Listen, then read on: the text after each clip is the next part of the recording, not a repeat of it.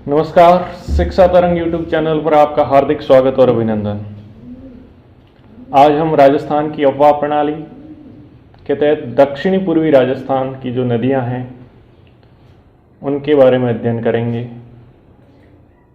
और हमने कल के वीडियो में चंबल और बनास का अध्ययन कर लिया था। इसके अलावा जो दक्षिणी पूर्वी राजस्थान की नदियां हैं वो आज सारी कंप्लीट करेंगे। चलिए, सबसे पहले आती है बेड़च। ये बेड़च नदी है, वो बनास की सहायक नदी है। ठीक है, बनास में मिलती है। इसका उद्गम होता है गोगुंदा की पहाड़ियाँ उदयपुर से। इसको याद रखने का तरीका है बे यानी बेड़च, गो यानी गोगुंदा। ठीक है, इसका बहाव, अब गोगुंदा उदयपुर से निकलती है तो उदयपुर से फिर चित्तौड़गढ़ में आती है और फिर भीलवाड़ा में जो बिगोद के आसपास है वहाँ पर ये बनास नदी में मिल जाती है। ठीक है, इसलिए बनास की सहायक नदी है। बिगोद के पास बनास, बेड़च और मैनाल ये तीनों मिलती है, वहाँ पे त्रिवेणी संगम बनता है। फिर इसकी सहायक नदियों की बात करें तो इसकी प्रमुख सहायक नदियाँ हैं गंभीरी, गुजरी, औरई और वागन। इसमें से गंभीरी और औरई महत्वपूर्ण है। ये चित्तौड़गढ़ की दोनों नदियाँ हैं मुख्य रूप से, और फिर बेड़च में मिलती है। अब देखो मानचित्र में तो जो बेड़च नदी है यहाँ देखो गोगुंदा उदयपुर से निकलती है। ठीक है, फिर ये 1 नंबर है। यहाँ पे उदय सागर झील है, तो ये जो बेड़च नदी है यहाँ से अपना पानी है वो उदय सागर झील में लेके जाती है और फिर आगे चलती है और चलती हुई यहाँ भीलवाड़ा जो मांडलगढ़ कस्बा है उसके पास बिगोद नामक स्थान पर ये जो बनास आ रही थी उस बनास नदी में मिल जाती है।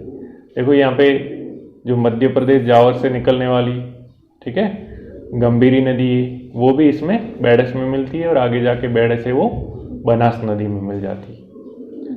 मैनाल नदी है वो भी यहाँ मिल जाती है। ठीक है, तो यहाँ बनास, बेड़च और मैनाल तीनों मिलती है, इसलिए ये क्या है, त्रिवेणी संगम है। ठीक है, अब इस पे बांध की बात करें तो घोसुंडा बांध। ठीक है, अप्पावास गांव चित्तौड़गढ़ के आसपास इस पर घोसुंडा बांध बना हुआ है और इसी नदी के किनारे जो प्राचीन आहड़ सभ्यता है वो इसी बेड़च नदी के किनारे, यह उदय सागर झील में आकर गिरती है। तो प्रारंभ में इसे आयड़ नदी बोलते हैं, यानी जहाँ से निकलती है और उदय सागर झील तक आती है वहाँ तक उसको आयड़ नदी बोलते हैं और इसी नदी के नाम से आहड़ सभ्यता नाम है। ठीक है, इसी आयड़ नदी के किनारे, तथा इस झील के बाद में क्या है, इसका नाम हो जाता है बेड़च। उसको बाद में बेड़च नाम से बोलते हैं। तो उदय सागर झील तक आयड़ और उसके बाद बेड़च नाम है इसी नदी का। चित्तौड़गढ़ दुर्ग है वो इसी नदी के पास स्थित पहाड़ी पर स्थित है। तो चित्तौड़गढ़ दुर्ग है वो क्या है, बेड़च और गंभीरी, इन दोनों नदियाँ यहाँ से आसपास से निकलती है तो उनके पास में ही स्थित है। फिर बात करें खारी नदी की तो खारी का उद्गम होता है बिजराल ग्राम की पहाड़ियाँ राजसमंद से। ठीक है, और ये बहाव उसके बाद उदयपुर, भीलवाड़ा, अजमेर और टोंक तक बहती हुई देवली टोंक के निकट बनास में मिल जाती है। देवली टोंक के पास भी त्रिवेणी संगम है। देखो बनास, डाई और खारी ये तीनों नदियाँ वहाँ पे मिलती है। ठीक है, एक बार प्रश्न आया था कि खारी नदी कौन से जल प्रवाह का हिस्सा है, तो ये क्या है, बनास में मिलती है। बनास चंबल में, चंबल यमुना में, यमुना गंगा में और ये अरब सागर में पानी लेके जाती है। तो खारी नदी का पानी कहाँ जाता है, अरब सागरीय प्रवाह का हिस्सा है। ठीक है, इसकी सहायक नदी कौन सी है, मानसी। फिर एक कोठारी नदी, ये दिवेर राजसमंद से निकलती है। कोदी, इसको याद रखो, कोदी, कोठारी, दिवेर राजसमंद, बहाव राजसमंद और भीलवाड़ा में। ठीक है, मुख्य रूप से भीलवाड़ा की ये नदी है। विलुप्त या मिलन, इसका मिलन है नंद राय के निकट बनास नदी में, ये भी बनास की सहायक नदी है। ठीक है, तो भीलवाड़ा राजसमंद और भीलवाड़ा में बहती है और बनास में मिल जाती है। इसकी सहायक नदियों की बात करें तो बहामनी इसकी सहायक नदी है और इस पे जो बांध है वो मेजा बांध बना हुआ है। ठीक है, मांडल भीलवाड़ा के निकट। ठीक है, तो मेजा बांध है किस नदी पे, ये प्रश्न कई बार आता है, तो कोठारी नदी पे, ये ध्यान रखने का इसमें। फिर मेज नदी, तो इसका उद्गम भी भीलवाड़ा क्षेत्र से होता है और लाखेरी बूंदी नामक स्थान पे ये चंबल में मिल जाती है। तो मेज नदी किसकी सहायक नदी है? चंबल की। मांगली नदी पर ही प्रसिद्ध भीमताल जलप्रपात है, ठीक है। जो मांगली नदी है उस पे जो भीमताल जल प्रपात है वो मांगली नदी बूंदी में है, ठीक है। पार्वती, तो इसका उद्गम है वो मध्य प्रदेश से होता है, सीहोर क्षेत्र विंध्य पर्वत से। इसका प्रवेश है तो बारा जिले में होता है, करियाहाट गांव के निकट। बहाव, तो ये बारा और कोटा में बहती है और फिर जाकर के सवाई माधोपुर और बारा की सीमा पर पाली गांव के निकट है, चंबल नदी में मिल जाती है। तो पार्वती किसकी सहायक नदी है? चंबल की। कहाँ से? मुख्य रूप से बारा और कोटा, ठीक है। तो ये चीज़ें ध्यान रखनी चाहिए, बाकी ज़्यादा इसमें ध्यान रखने की जरूरत नहीं। देखो यहाँ पे चंबल नदी है और चंबल की अभी सहायक नदियाँ कुछ पढ़ी हमने, ठीक है। तो एक तो बनास है, बनास हमने पढ़ ली है, ठीक है। मेज देखो नानेरा के निकट यहाँ पे मिल जाती है, ठीक है। बाकी नदियों में है आहू जो कि काली सिंध में मिल जाती है, ठीक है। और परवन नदी वो भी काली सिंध में मिल जाती है। चंद्रभागा भी काली सिंध में मिलती है और बाद में काली सिंध है वो चंबल नदी में मिल जाती है। इसी तरह अपन ने अभी पार्वती पढ़ी, तो पार्वती क्या है? सीहोर मध्य प्रदेश से निकलती है, करियाहाट बारा में प्रवेश करती है और धीरे धीरे बहती हुई कोटा में ये क्या है? चंबल में मिल जाती है। इसी तरह सीप नदी है वो भी यहाँ पे क्या है? चंबल में मिल जाती है, रामेश्वर के आसपास। रामेश्वर में क्या है? त्रिवेणी संगम है, किसका? चंबल, बनास और सीप, ये तीनों नदियाँ यहाँ पे मिलती है, ठीक है। चंबल आगे यमुना में मिल जाएगी और यमुना गंगा में, और वो अपना पानी है वो अरब सागर में ले जाएगा, ठीक है। तो कुछ मानचित्र यहाँ पे याद रख लेना। काली सिंध, आहू आ गई, चंद्रभागा आ गई और काली सिंध में परवन नदी आ गई, बारह की प्रमुख। फिर पार्वती भी चंबल में आ गई, ठीक है। फिर है काली सिंध, तो काली सिंध भी कहाँ से निकलती है? देवास मध्य प्रदेश के पास बागली गांव की पहाड़ियों से निकलती है, यानी ये भी मध्य प्रदेश से निकलती है। अधिकतर यहाँ से नदियाँ हैं वो मध्य प्रदेश से राजस्थान में प्रवेश करती है। प्रवेश तो ये झालावाड़ में रायपुर के निकट बिंदा गांव में प्रवेश करती है। इसका बहाव तो ये झालावाड़ से कोटा और कोटा से बारा, और नानेरा गांव के निकट जो कोटा के निकट है वो चंबल नदी में ये मिल जाती है, ठीक है। झालावाड़, बारा और कोटा में बहती हुई नानेरा गांव के निकट चंबल नदी में मिल जाती है। कौन सी? काली सिंध, ठीक है। काली सिंध की हमने कुछ सहायक नदियाँ भी मानचित्रों में देखी थी, तो ध्यान रखना। फिर आहू नदी है, इसका उद्गम भी मध्य प्रदेश में सुसनेर से है, ठीक है। आहू का सुसनेर से, ठीक है। आंसू मध्य प्रदेश याद रखना। प्रवेश झालावाड़ में नंदपुर के निकट बिंदा गांव में, यानी आहू भी झालावाड़ में प्रवेश करती है। इससे पहले हमने देखी थी, देखो काली सिंध है वो भी झालावाड़ में प्रवेश करती है, आहू भी है झालावाड़ में प्रवेश करती है। और बहाव झालावाड़ में, और झालावाड़ में ये क्या करती है? कोटा और झालावाड़ की सीमा बनाती हुई गागरोन झालावाड़ में काली सिंध में मिल जाती है। और देखो गागरोन का किला है वो आहू और काली सिंध है उनकी नदियों के संगम पे स्थित है, ठीक है।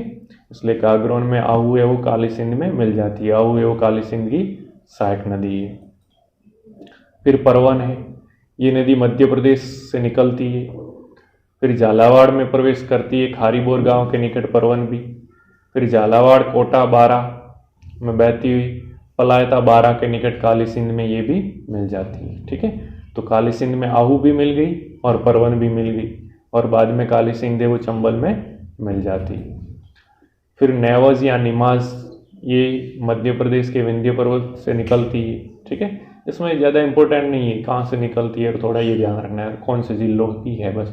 प्रवेश झालावाड़ में कालूखेड़ी गांव के निकट, और बहाव है इसका झालावाड़ और बारा में प्रमुख रूप से। इसका विलुप्त या मिलन है वो कहाँ है? परवन नदी में ये मिल जाती है, और परवन नदी काली सिंध में, काली सिंध नदी मिल जाती है चंबल में, ठीक है। फिर क्या है? कुराल, ये नदी ऊपर माल का पठार से निकलती है और मुख्य रूप से बूंदी में बहती है और चंबल में मिलती है। इतना याद रखने का, इसमें ज़्यादा ज़रूरत नहीं। अब कुन्नू या कुनौर, ये गुना मध्य प्रदेश से निकलती है, ठीक है, गुना मध्य प्रदेश से। और बारा जिले में मुसेरी गांव में प्रवेश करती है, ठीक है, राजस्थान में। और बाहा है ये मध्य प्रदेश से बारा में आती है और फिर वापस मध्य प्रदेश में चली जाती है। और करौली की सीमा के निकट ये भी चंबल में मिल जाती है, ठीक है। तो ये पहले मध्य प्रदेश से बारा में और फिर वापस मध्य प्रदेश में जाती है, ये ध्यान रखें। फिर चाकण, इसका उद्गम है वो बूंदी जिले में कई नदी नालों से मिलकर बनी, ठीक है। बूंदी जिले से निकलती है और कई नदी नाले मिलकर ये चाकण नाम की नदी बनती है। ये बूंदी से होती हुई सवाई माधोपुर जाती है और सवाई माधोपुर के करनपुरा गांव में है वो चंबल में मिल जाती है, ठीक है। इस पर चाकण बांध है वो नैनवा तहसील बूंदी में बना हुआ है। ये सब छोटी छोटी नदियां हैं मुख्य रूप से। अब आलनिया, ये मुकुंदवाड़ा की पहाड़ियां कोटा से निकलती, बाव कोटा में और नौटाना गांव के निकट चंबल में, ठीक है। यानी यहाँ के आसपास कोटा, बारा वगैरह यहाँ से जो भी नदियां निकलती है वो आखिर कहीं न कहीं जाकर चंबल में मिलती है। या तो चंबल की सहायक नदी में मिलती है या खुद जाकर चंबल में मिलती है। फिर छोटी काली सिंध, ये मध्य प्रदेश से निकलती है। देखो इधर की अधिकतर नदियां मध्य प्रदेश से भी निकलती है। फिर झालावाड़ में प्रवेश कर जाती है मागसी गांव के निकट, और झालावाड़ में बहती हुई विलुप्त या मिलन कहाँ होती है, मकेरिया गांव के निकट झालावाड़ चंबल में ये मिल जाती है। फिर नेक्स्ट नदी है बामनी, इसका उद्गम है हरिपुरा चित्तौड़गढ़ की पहाड़ियों से, ये चित्तौड़गढ़ में बहती है और भैंसरोगढ़ के निकट है वो चंबल में मिल जाती है। देखो हमने भैंसरोगढ़ का देखा था तो चंबल और बामनी नदी के किनारे था, चबा याद किया था, चंबल और बामनी। तो चंबल में बामनी है वो भैंसरोगढ़ चित्तौड़गढ़ में मिल जाती है और चित्तौड़ से ही निकलती है, मुख्य रूप से चित्तौड़गढ़ की नदी है बामनी। अन्य छोटी छोटी नदियाँ देखें तो गंभीरी है, बैडच की सहायक, मुख्यतः चित्तौड़गढ़ में बहती है। देखो एक गंभीरी नदी है और एक गंभीर नदी है। तो गंभीर नदी वो अलग है पूर्व राजस्थान की, और गंभीरी है ये बेड़स की सहायक चित्तौड़गढ़ में जो बहती है वो है। और चित्तौड़गढ़ का किला है वो गंभीरी और बेड़स है उन नदियों के किनारे स्थित। मानसी है,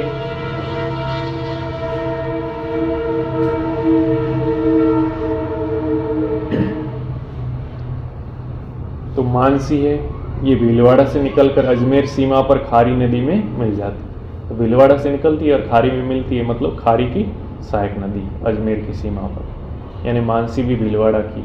माशी ये किशनगढ़ से निकलती है, किशनगढ़ अजमेर में है, और अजमेर और टोंक में बहती हुई बनास नदी में मिल जाती है, यानी मासी है वो बनास नदी की सहायक नदी है माशी, ठीक है।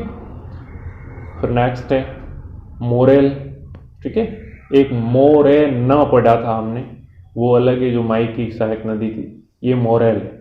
ये चैनपुरा गांव की पहाड़ियाँ बस्सी जयपुर से निकलकर करौली के हाड़ोती गांव के निकट है वो बनास में मिलती है, यानी मोरेल है वो बनास की सहायक नदी। और इस मोरेल की सहायक नदी है ढूंढ, ठीक है, ढूंढ। और पीलू खेड़ा सवाई माधोपुर में इस पर मोरेल बांध बनाया गया है। तो मोरेल बांध कहाँ है, सवाई माधोपुर के पीलू खेड़ा में। फिर कालीशील करौली के सपोटरा तहसील की पहाड़ियों से हाड़ोती गांव के निकट मोरेल के साथ बनास में मिल जाती है, ठीक है। यानी करौली के सपोटरा तहसील की पहाड़ियों से निकलती है ये, और ये हाड़ोती गांव के निकट, ठीक है, करौली का जो हाड़ोती गांव है उसके निकट है वो क्या है, बनास नदी में मिल जाती है मोरेल के साथ। मोरेल और कालीसील दोनों मिल करके बनास में मिल जाती है, ठीक है।